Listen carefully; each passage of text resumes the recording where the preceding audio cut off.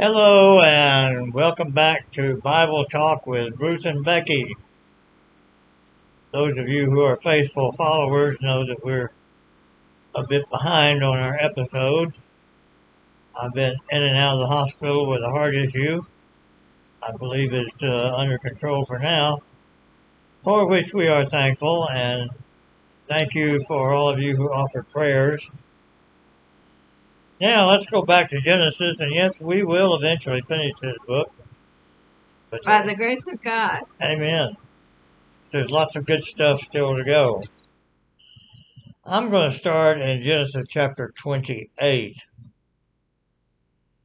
Jacob and Esau have been rivals ever since before their birth, when Esau came out first, but Jacob was grasping his heel. Jacob has managed to hornswoggle Esau's birthright and his blessing from their father Isaac. And now Jacob is going to be sent away because things are a little too hot between him and his brother. Let's begin in chapter 28. I'll read the first part of it.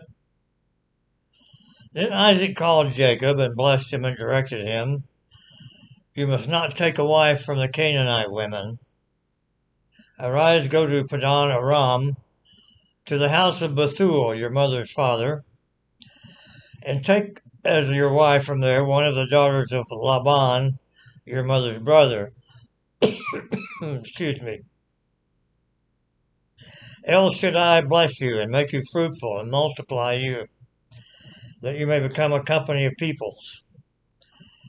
May he give the blessing of Abraham to you and to your offspring with you, that you may take possession of the land of your sojournings that God gave to Abraham. Thus Isaac sent Jacob away, and he went to Padan Aram to Laban the son of Bethuel the Aramean, the brother of Rebekah, Jacob's and Esau's mother. So Jacob migrates to Padan Aram, which would be part of modern Syria, the place that his family came from before they went to Canaan. And there he's looking for a wife. I don't know if he stood by the road with a sign that said, "We'll work for a wife," but he ends up working for two of them as the story progresses. But meanwhile, verse 6, Esau saw that Isaac had blessed Jacob and sent him away to Padan Aram to take a wife from there, and that as he blessed him, he directed him, "You must not take a wife from the Canaanite women," and that Jacob had obeyed his father and his mother and had gone to Padan Aram. So when Esau saw that the Canaanite women did not please Isaac his father, Esau went to Ishmael and took as his wife, besides the wives he already had, Mahalath, the daughter of Ishmael, Abraham's son, the sister of Nebaioth. So Esau seems to still be trying rather unsuccessfully to win his father's favor. And instead of marrying another Canaanite woman, he takes one of Ishmael's daughters. Any comment from you so far? Well, you can pity Esau with his efforts. He never really gets back into the good graces of his dad. Somewhat of a sad story, although his rash and unthought out decisions are the main problem in his life. Becky, if you'll begin reading in verse 10, we'll find out about an important dream that Jacob had. Jacob left Beersheba and went toward Haran, and he came to a certain place and stayed there that night, because the sun had set. Taking one of the stones of the place, he put it under his head and lay down in that place to sleep. And he dreamed, and behold, there was a ladder set up on the earth, and the top of it reached to heaven. And behold, the angels of God were ascending and descending on it. And behold, the Lord stood above it and said, I am the Lord, the God of Abraham your father, and the God of Isaac. The land on which you lie, I will give to you and to your offspring. Your offspring shall be like the dust of the earth, and you shall spread abroad to the west and to the east and to the north and to the south. And you and your offspring shall all the families of the earth be blessed. Behold, I am with you and will keep you wherever you go, and will bring you back to this land, for I will not leave you until I have done what I have promised you. Then Jacob awoke from his sleep and said, Surely the Lord is in this place, and I did not know it. And he was afraid and said, How awesome is this place! This is none other than the house of God, and this is the gate of heaven. Is that far enough? Go ahead and finish the chapter. So early in the morning, Jacob took the stone that he had put under his head and set it up for a pillar and poured oil on the top of it. He called the name of that place Bethel, but the name of the city was Luz. That's good enough. At the first. Then Jacob made a vow, saying, If God will be with me, I will keep me in this way that I go, and will give me bread to eat and clothing to wear, so that I come again to my father's house in peace. Then the Lord shall be my God. And this stone, which I have set up for a pillar, shall be God's house. And all that you give me, I will give a full tenth to you. All right, a very interesting dream that will become significant later in the Bible. Notice first that Jacob is surprised that God is in that place. That should be a bit surprising to us. Where do we think God is? Where do I think God is? Yeah, you, me, most everybody. Well, they talk about heaven and they assume it's up there somewhere, but I assume God is in everything. But We expect to encounter God anywhere or everywhere. But Jacob seems to be thinking, like most of the people of his time, that various gods were located or had their central location in a particular land. And if you left that territory, you might be leaving God's territory. He's surprised that God is on the way to Padan Aram. And he recognizes God when he speaks to him in the dream. How about that pillow that he's sleeping on? The My Pillow guy wouldn't like this. What is his pillow? it's stone. A stone, which seems surprising to us. But you can see in various museums around the world, Egyptian and other pillows of that time, which are made out of stone. They have a kind of a, is that convex or concave? Concave. Shape to them, but their pillow was a stone.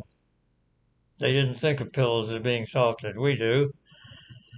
But he uses that to name the place.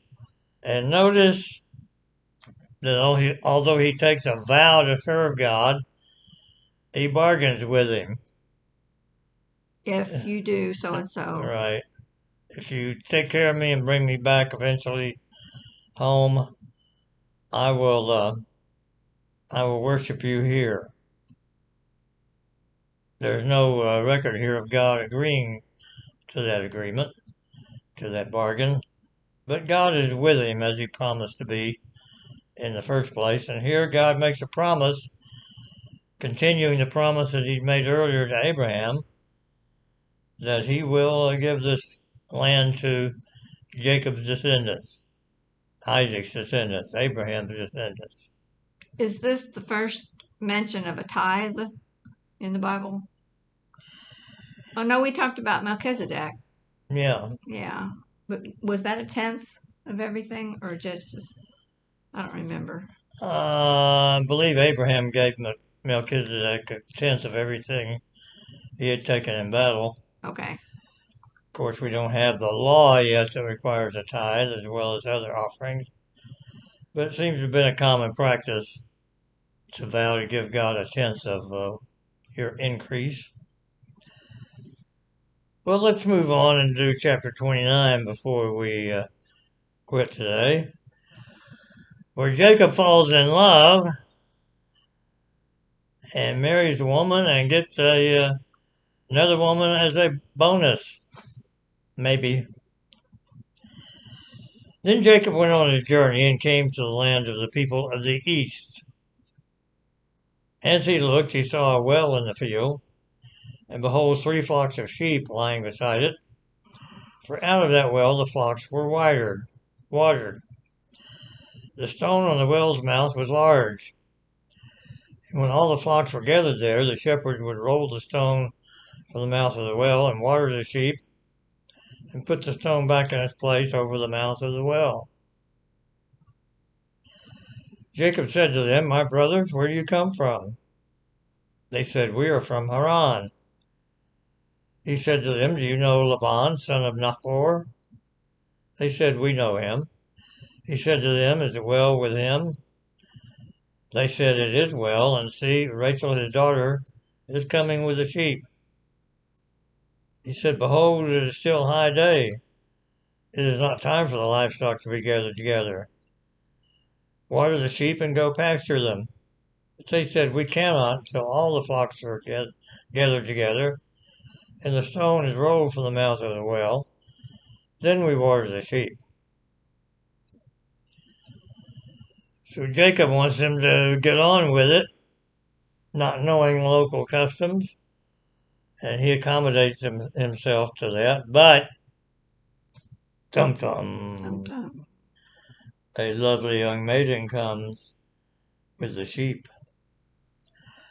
Verse 9, while he was still speaking with them, Rachel came with her father's sheep, for she was a shepherdess. Now as soon as Jacob saw Rachel, daughter of Laban, his mother's brother, and the sheep of Laban, his mother's brother, Jacob came near and rolled a stone from the well's mouth. Ooh, hubba hubba. And watered the flock of Laban, his mother's brother. Showing off, I guess, to the young lady. Yeah. You were certainly impressed, weren't you? Oh, yeah, I'm impressed. Then Jacob kissed Rachel and wept aloud. And Jacob told Rachel that he was her father's kinsman, and that he was Rebekah's son. And she ran and told her father.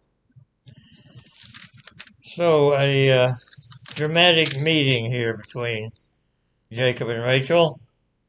He seems to have fallen for her, and he shows his strength by removing the stone from the well, and he waters all the sheep that were there. Show off. Well, his mother, Rebecca, right? Right. When Isaac showed up, she watered all of the flocks and the herds and gave him water to drink. Right. Glad you remembered that. So the family has a history of watering sheep, for what that's worth. Well, Jacob is emotionally moved by being led to encounter his family in far off Padan Aram, and especially seems to have a thing for Rachel. Becky, please read from 13 on. To the end of the chapter. Well, maybe. You gonna stop me? I'll stop you if needed. Okay. While he was still speaking with them, Rachel came with her father's sheep, for she was a shepherdess. Now, down to 13. Excuse me. As soon as Laban heard the news about Jacob, his sister's son, he ran to meet him and embraced him and kissed him and brought him to his house. Jacob told Laban all these things, and Laban said to him, "Surely you are bone and my flesh." And he stayed with him a month. Then Laban said to Jacob, "Because you are my kinsman, should you therefore serve me for nothing? Tell me, what shall your wages be?" Now Laban had 2 daughters. The name of the older was Leah. The name of the younger was Rachel. Leah's eyes were weak, but Rachel was beautiful in form and appearance. Jacob loved Rachel, and he said, I will serve you 7 years for your younger daughter Rachel. Laban said, It is better that I give her to you than that I should give her to any other man. Stay with me. So Jacob served 7 years for Rachel, and they seemed to him but a few days because of the love he had for her. Good place to pause. Jacob the trickster, the deceiver, perhaps his match, and his uncle Laban, but they will be deceiving each other back and forth as long as they're together. Jacob promises to work 7 years in order to marry Rachel. We would say, where I come from, he got it bad to work 7 years for this woman, but they seemed to him just a few days. It was love at first sight between Jacob and Rachel, although notice we are not told Rachel's feelings in any of this. Focus is on Jacob. Unfortunately, that's typical of this culture at this time. The man and what he wants is more important than the woman and what she wants. Not in God's sight, not even in the biblical writer's sight, but that's the way the culture was. Well, verse 21, Jacob said to Laban, Give me my wife, that I may go into her, for my time is completed. So Laban gathered together all the people of the place and made a feast. But in the evening he took his daughter Leah and brought her to Jacob, and he went into her. Laban gave his female servant Zilpah to his daughter Leah to be her servant.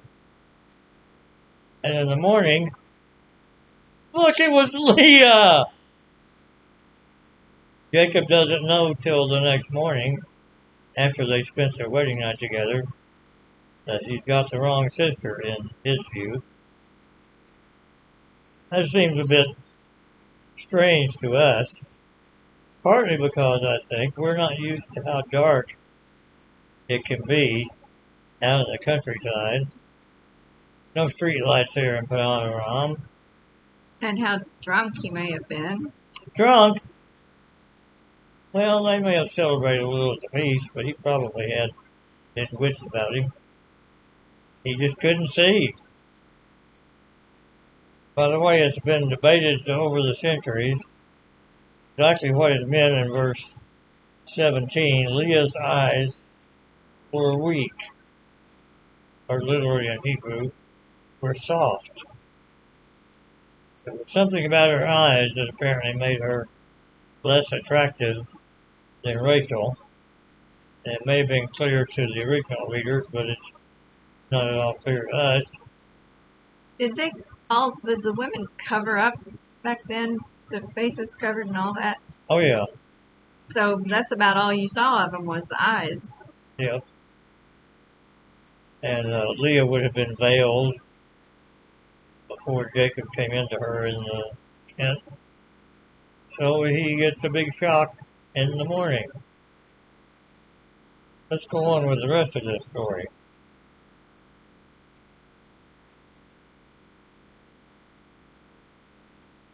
And Jacob said to Laban, What is this you have done to me? Did I not serve you for Rachel? Why then have you deceived me? And Laban said, Ha ha ha ha, the pot's calling the kettle black. No, he didn't, but what goes around comes around is the saying. And Jacob has deceived his brother twice. And his father. And his father. And now he's getting kind of a return on his investment. Laban said, It is not so done in our country to give the younger before the older. Complete the week of this one, and we will give you the other also in return for serving me another 7 years. When I was a kid hearing this story in Sunday school, I thought that Jacob didn't get to marry Rachel for 7 more years. But that's not what the story says. He completed the week of Leah, that is the wedding feast, which lasted a week. Then he got Rachel, but he still had to work an additional 7 years. Did they have another feast? I don't know. That's a good question. It's a silly question. Well, not so much. I don't know what they would have done. And I wonder, sometimes it's a good idea when you're reading the Bible to put yourself in the story and try to figure out how the characters are feeling. How did Rachel and Leah feel about all of this? It hardly mattered to anybody but them. Well, it did matter to them and to God. We're not told, but I can imagine all kinds of scenarios, not only between Jacob and his two wives, but between the two wives themselves. And they will soon enter into a rivalry who could produce the most kids for their husband. That's what gave you worth back then.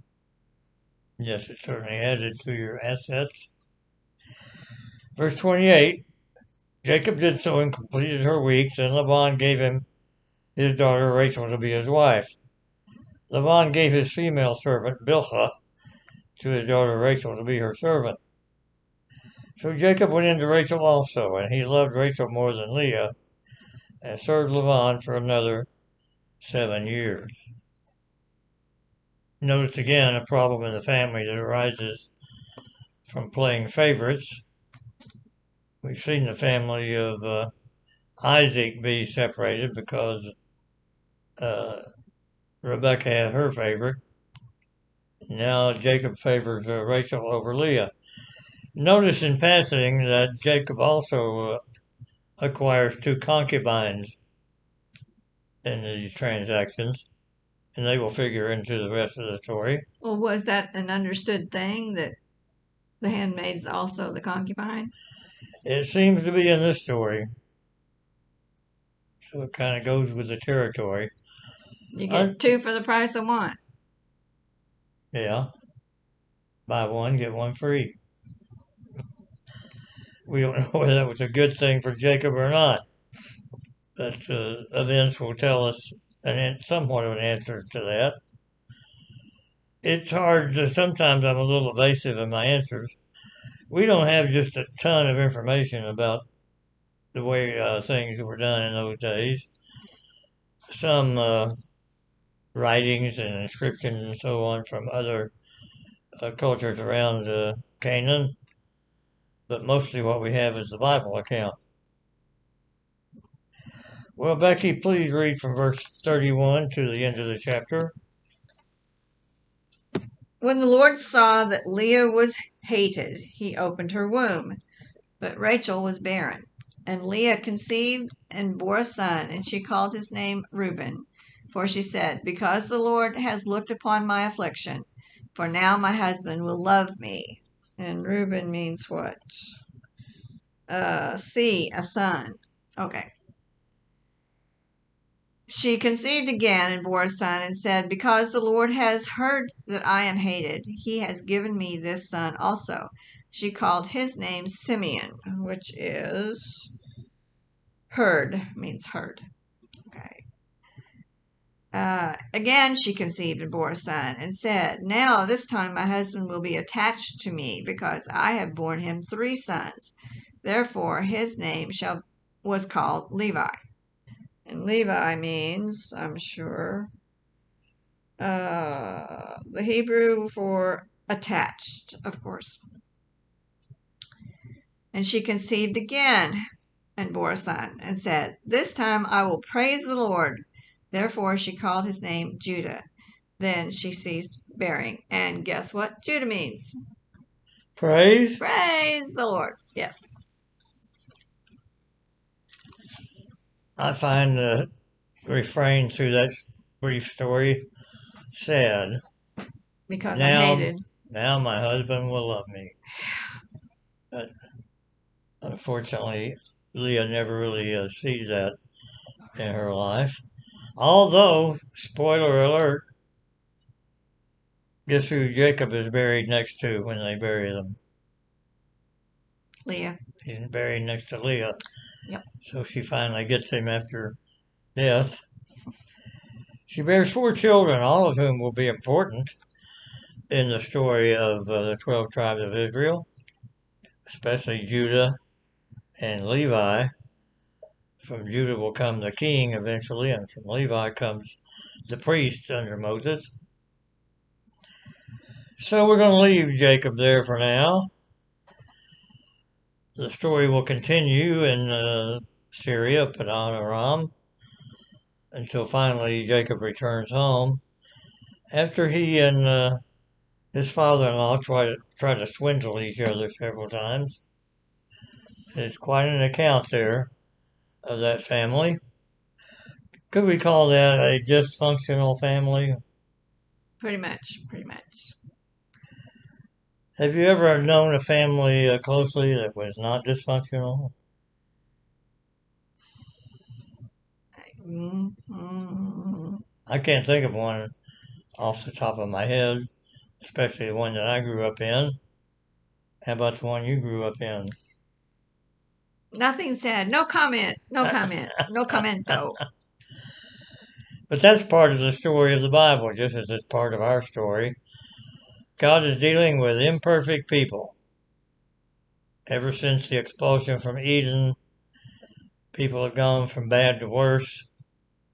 But God has managed to find one faithful servant of his, the friend of God, Abraham.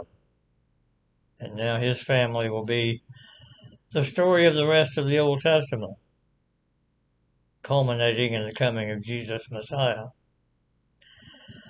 Well, I'm through talking now. How about you? I would like to say we're not asking for anything but your prayers. And my husband is getting stronger, and I pray that he will continue to get stronger and get around a little easier and be in less pain. So your prayers are appreciated. Thank you very much. And thanks to all who have prayed for us to this moment and all the kindnesses that have been done for us. I appreciate it. Thank you. Thank you. All right. And remember, Don't don't send send money. money.